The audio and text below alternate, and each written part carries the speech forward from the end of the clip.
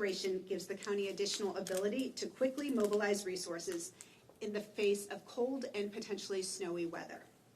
County emergency management will be able to take all steps to coordinate response and recovery, state support as needed, and pull together all of these resources. We have been preparing for severe weather for months by procuring supplies, training volunteers, running emergency management scenarios, and increasing the strength of our communications with partners, including the City of Portland.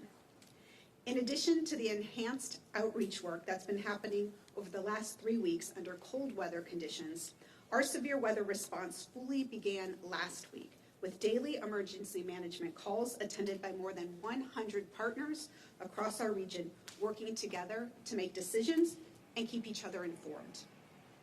Though conditions over the weekend were milder than expected, there has been a slight uptick recently in cold weather EMS and emergency room engagements. And in consultation with partners and experts, we are seeing conditions that now meet our thresholds.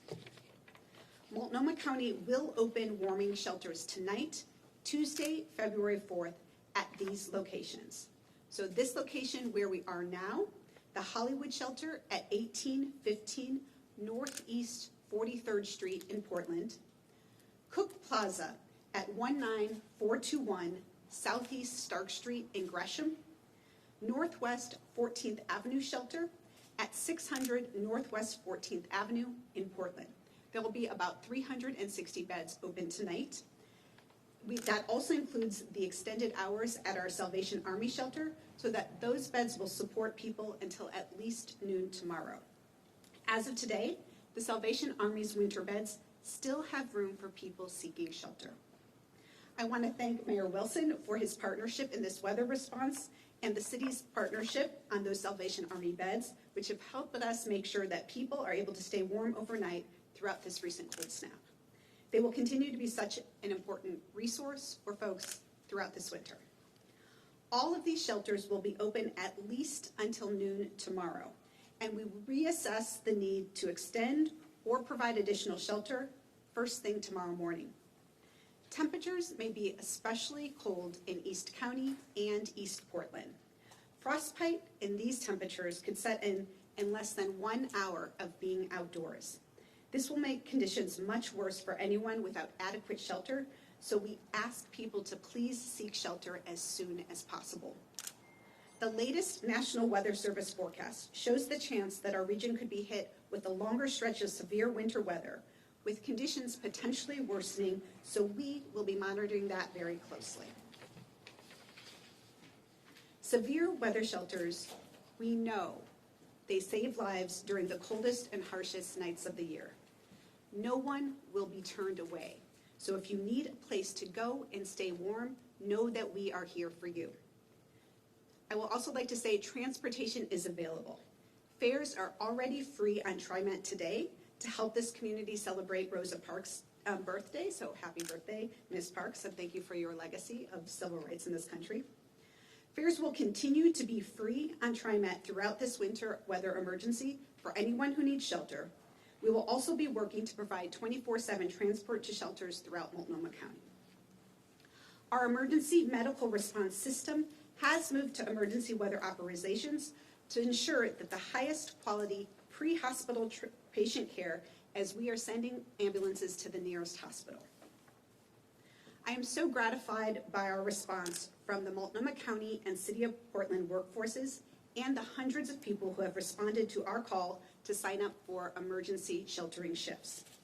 Your commitment to our community means that the additional sheltering locations that we open today, which add to the more than 3,200 shelter beds open every night, have the people power we need to get through this winter weather event.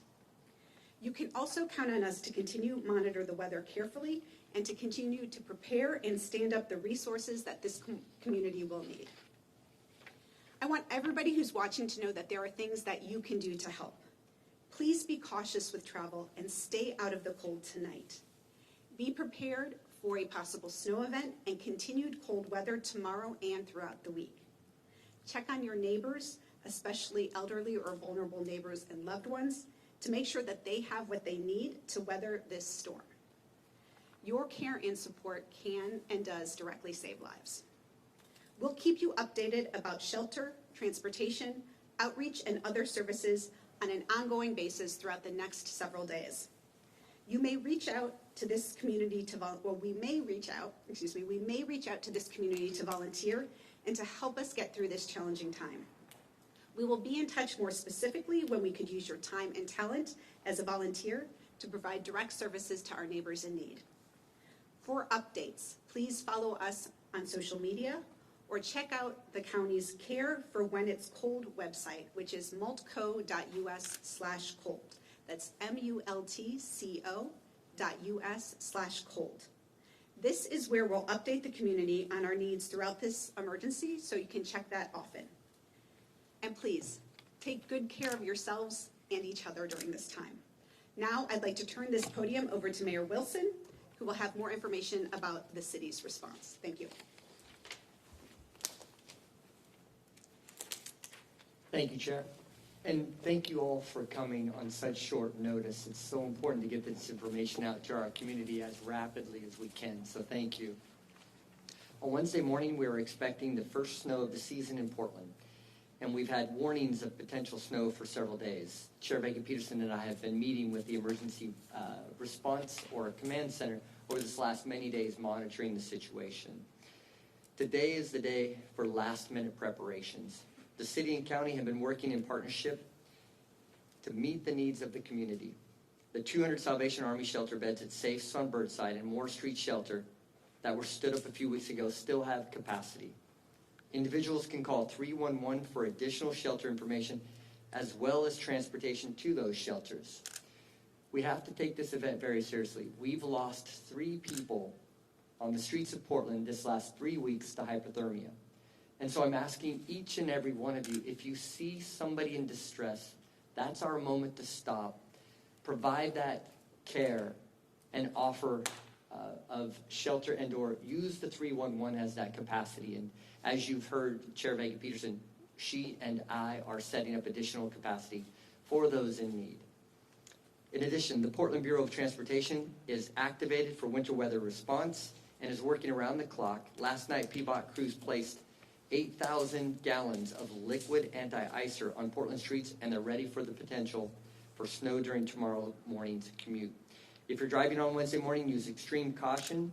Drive for the conditions you see in real time. Coming over the Fremont Bridge early this morning, it was a roller skating rink, and cars were hitting the sides of the barriers. And so I want to just caution you, also check the routes that you're traveling on and use extreme caution.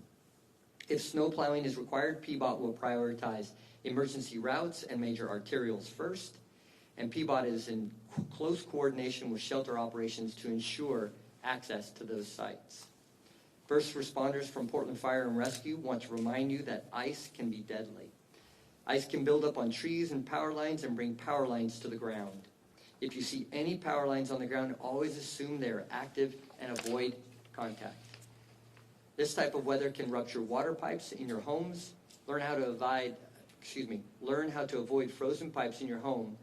Cover outdoor hose bibs, and take a moment to locate the water shutoff valves to reduce damage in case there is a break.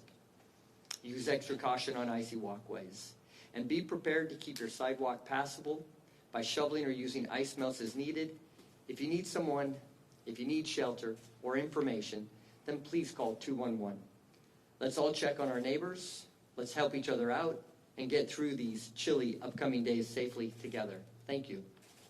Do we have questions or? We're going to turn it over. Thank you. So we're going to hear from Nikki Ferguson, Vice President of Shelters at Transition Projects. Thank you. Hello, everybody. I just want to thank you all for being here, and I want to say Transition Projects provides services for individuals 365 days of the year through 8 shelters where we provide 703 beds. During severe weather on our most deadliest nights of the year, we, in addition, provide another 65 shelter beds and can expand as needed for folks that want to come inside. I really want to encourage people, if you know somebody that is living unsheltered and outside, please reach out to them, encourage them to call 211. Please encourage them to seek shelter during this time. When the weather is dropped below a certain degrees, below 25 degrees, and it's wet outside, people are at risk of hypothermia and are likely to, not survive the conditions. So we really want to encourage those that are living outside to come inside. We really want to encourage people to seek shelter, and we really want to encourage people to stay safe. So every person in our community counts, and please encourage them to seek services. Thank you. I'm going to turn it over to Chris Voss, Emergency Management Director of Multnomah County. Well, thank you, and much has already been said, so there's really only 2 points that you've heard, but I really want to hammer home. And that is, one, we really need the community to be the eyes and ears. If you see someone or if you know someone that needs assistance, please encourage them to seek assistance. And when you're doing that, have them call 211. It's the best resource. Those folks can assess that person. They can help them with transportation and let them know where the closest transport is. There's a lot of partners that do this work. There's the county, the city. We work closely with utilities and TriMet, all these organizations. But at the end of the day, I do think it's the community that can have maybe the greatest impact by encouraging people to seek assistance. So thank you. Great. We're gonna take some questions now, but I wanna clarify, because of course the mayor doesn't have always have in between his travels the latest news. But I wanted to clarify about the hypothermia deaths. So there have been reports of deaths. Those are still under investigation. At least one has been determined not to be a hypothermia case, but there are a couple that are still outstanding. Here is our agreement with the community. The medical examiner, when a state of emergency is declared, the medical examiner meets with us every day at 4 o'clock and tells us so we can let the community know. Those conditions haven't been met yet. They are still under investigation, and knowing that people, we don't want to give false information. At the same time, we of course don't want to downplay the risk. So if you'll bear with us, when we have suspected hypothermia cases we can talk about, we will share those with the community. And with that, I'd like to open it up for questions. If you can tell us your outlet, say your name, and we'll try to repeat the question and have the mayor and chair and others answer. Go ahead. Can you just clarify on that specific thing that you were just saying? So there's been 3 deaths under investigation, but one is already determined not to be hypothermia? There were actually 4. One was not, and for sure. And the others, it's too early to tell whether they would be considered. Yes. So we have 3 suspected hypothermia. No, they're under investigation to be determined if they are suspected. They have not been confirmed. Mhm. So that's a weird line. Yes, it is a line. It goes to the state medical examiner. There's a back and forth. So we always apologize. We try to expedite it during the emergency, and we will be sharing news releases when we have information. For sure. Go ahead. And then with regard to people being discharged from hospitals, are you communicating with hospitals which emergency shelters are open? Are you making sure that they know that there's this free transport where people can go to those shelters?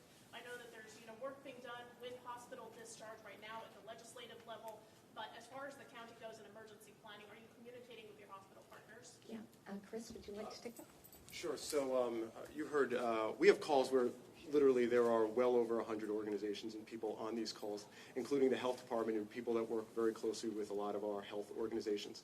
But yeah, it is very common when we have these locations open that we also may see people that are brought from medical institutions to the shelter to seek assistance. So it does happen. Specifically, has the county communicated to hospitals in the county about which emergency shelters are open? You know what? I know we've communicated with the health department. That is typically the direct point to our hospitals. But I will double check, but I'm sure that connection has been made.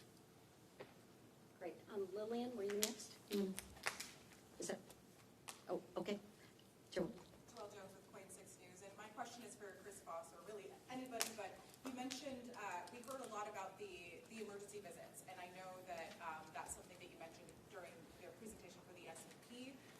What's the status of the number of emergency visits as it relates to cold weather impacts? What are we seeing on the ground this year, maybe compared to last year? Sure. So over the last few days, we've actually seen pretty normal, and there's 3 things that we typically look at. We'll look at sort of in general, our 911 calls average. We'll look at specifically EMS transports for cold, and we'll also look at ED visits for cold, and a lot of them have been very much in the normal range. And that has been true. There have been some days a little elevated, but actually EMS transports have been pretty much consistent, normal. I think one of the reasons why we're here today is because there are a lot of people that we bring in to make sure that we're making an informed decision on if we need shelters. And so this morning on an early morning call when the health department says, hey, we have some elevated and some additional EMS calls. In a typical day, we might see 1 or 2, and last night between midnight and 7 a.m., I believe they had 5. It may not be statistically significant, but it was enough for us to say, hey, listen, the ground situation is such that we may be seeing more of this. We're going to see a little bit more cold, a little bit more snow, and a little bit more rain. So it's probably prudent that with that and other information that we take a step forward, which is open these types of shelters. But that information is critical for us. What we see on the ground very much influences the way that we feel like we have to work to protect the community.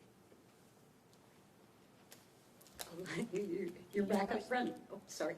Can we go here and then we'll come back to you? Go ahead. This one's probably Blair. for the chair, Blair with KGW. What do you have to say to people that look at the thresholds for when you open these shelters as being way too strict? I mean, we're already seeing deaths being investigated for hypothermia dating back to even a couple of weeks ago. So why now, and why are we holding on to these strict thresholds? So we base our thresholds on what makes the most sense from a medical response perspective, right? Chris just talked about the importance of keeping an eye on EMS calls and emergency department uses and all that. The thresholds are reviewed about every 18 months, and we do that in partnership with the city of Portland. We do have different thresholds than our neighboring counties, but I will say that on an average night, we also have about 3,200 shelter beds that are open throughout Multnomah County.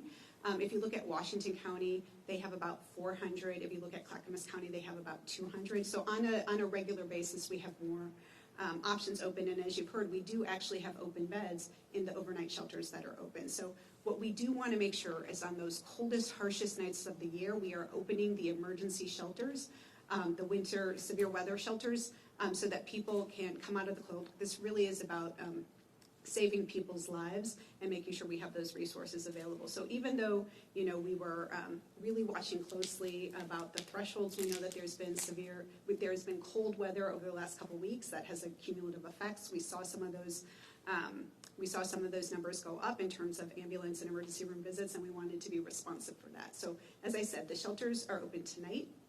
We will look at the weather, follow it closely. We'll keep those open until noon because we're expecting the snowy weather to come in the morning. And then we'll make a decision early tomorrow morning about if we need to continue that based on the most updated weather reports. Great. Go ahead. No, go back. Lillian Mondrahughes, Oregonian. I am curious about the number of beds. If it's going to be about 240 added, and I know there are some available of the 3,000, I know there are also some available of the new ones open. That still doesn't meet the total number of people living on sheltered in Portland. It's just over half of the beds that you would need to meet that whole amount. Can someone speak to how you decided on Sure. This is night one.